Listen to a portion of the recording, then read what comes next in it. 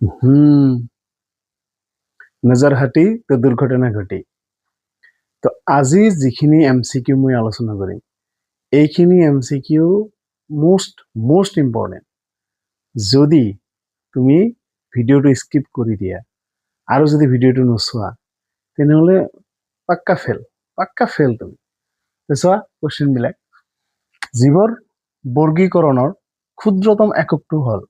জীৱৰ বৰ্গীকৰণৰ ক্ষুদ্ৰতম এককটো হ'ল প্ৰজাতি কেতিয়াবা এক্সামত তোমাক সুধি দিব প্ৰজাতি কি এইটো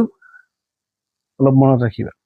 তলৰ কোনটো সমাংগদেহী উদ্ভিদৰ উদাহৰণ সমাংগদেহী উদ্ভিদৰ উদাহৰণ হ'ল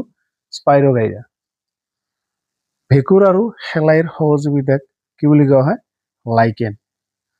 তলৰ কোনবিধ নগ্নজীৱী উদ্ভিদৰ উদাহৰণ নগ্নজীৱী উদ্ভিদৰ উদাহৰণ হ'ল